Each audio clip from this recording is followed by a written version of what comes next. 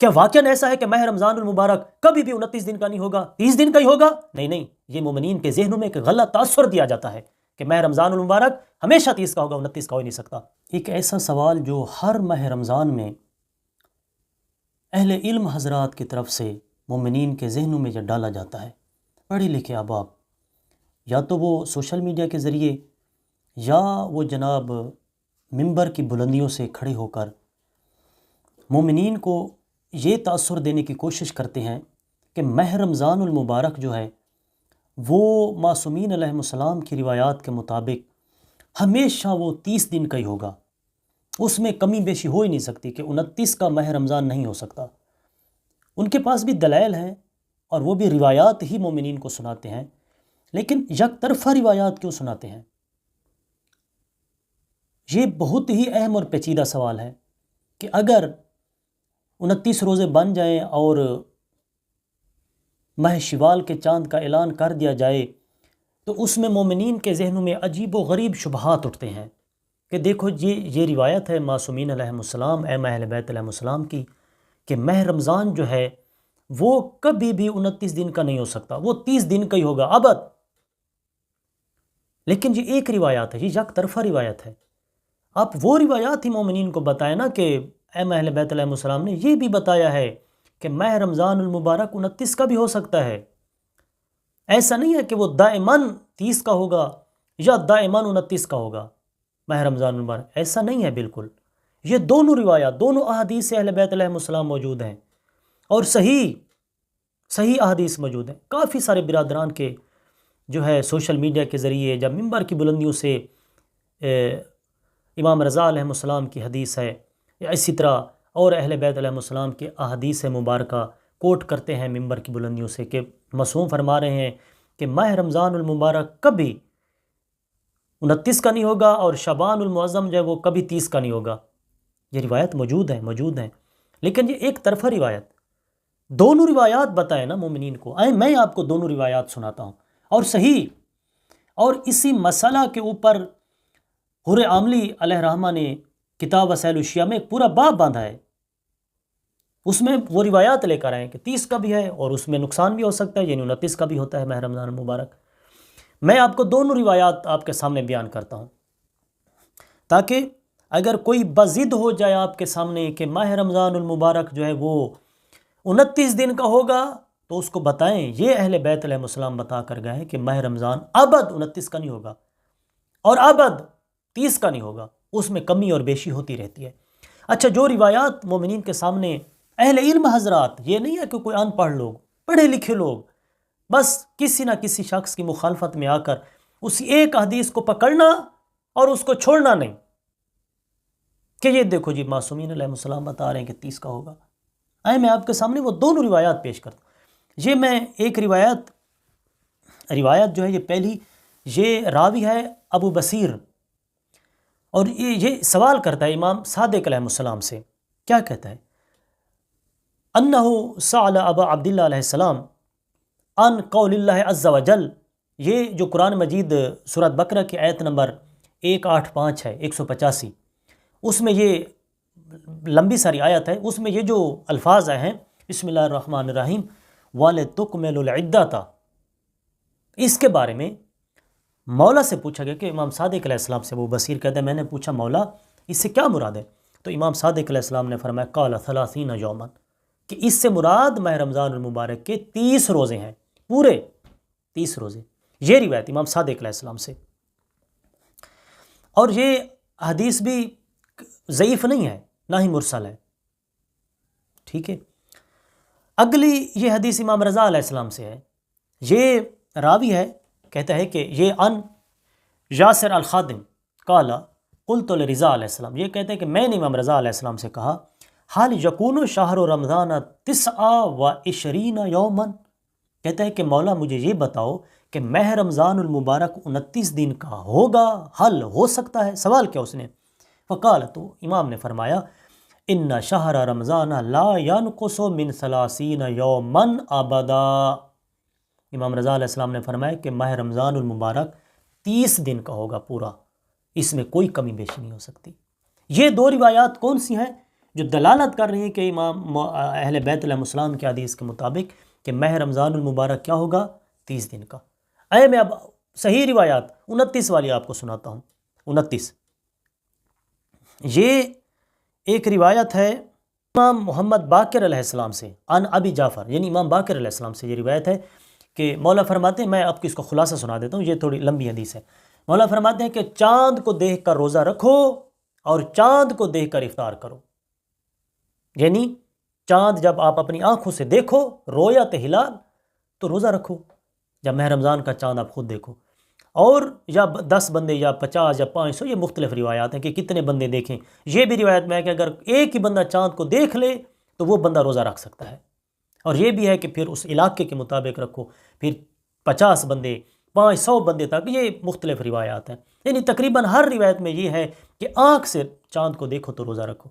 تو مولا یہی کہنا چاہتے ہیں، مولا فرماتے ہیں کہ چاند کو دیکھو تو روزہ رکھ دو، جب شوال کا چاند دیکھو تو افطار کر دو۔ یعنی اس میں مولا نے یہ نہیں بتایا کہ 30 دن ہوں گے یا 29 دن ہوں گے، یعنی جب چاند نظر آ جائے روزہ رکھو، اگر اگلا چاند نظر 29 دن کے بعد آ جائے تو عید کر دو، 30 کے بعد ہے تو 30 کے بعد عید کرو۔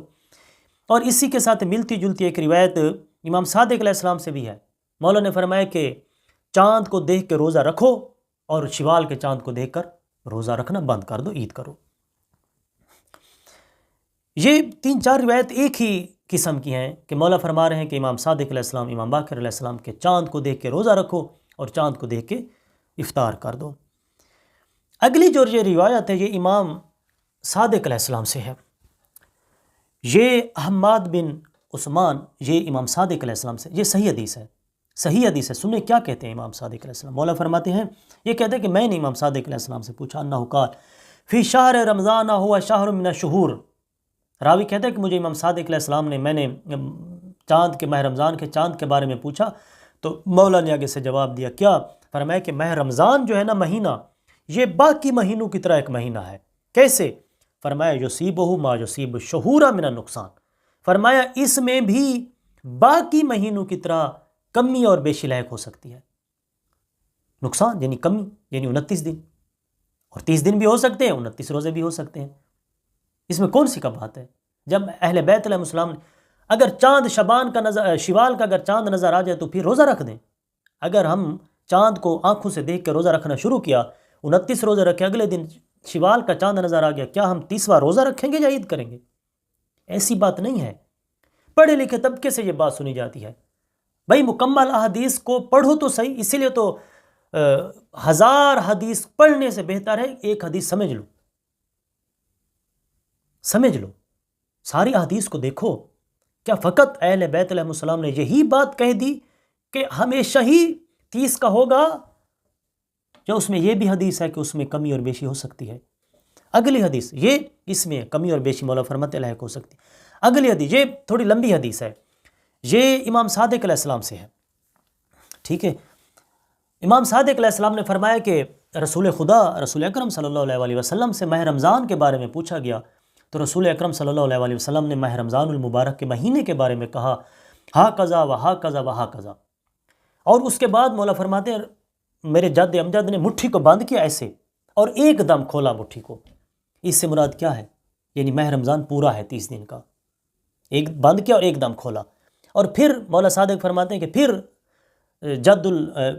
میرے جد امجد رسول اکرم صلی اللہ علیہ وسلم نے پھر مٹھی کو بند کیا، پھر ایک ایک انگلی کو کھولا، پہلے اس انگل کو، اس کو انگوٹھے کو رہنے دیا۔ تو اس سے کیا مراد ہے؟ یعنی پہلا ایک دم کھولنا یعنی پورے 30 ہو سکتے ہیں، اور ایک انگوٹھے کو باقی رہنے دینا مٹھی میں، یعنی اس میں ایک کم بھی ہو سکتا ہے۔ حدیث کی طویل کریں، تشریح کریں، روایات درایات کو ملائیں اور دیکھیں، کیوں سمجھ نہیں آتی؟ آگے سنیں، آگے میرے مولا امام صادق علیہ السلام نے فرمایا، یہ راوی کہتے ہیں کہ میں نے پوچھا مولا کیا ماہ رمضان، یہ میں آگے اب تھوڑا سا پڑھ کے آپ کو سناتا ہوں۔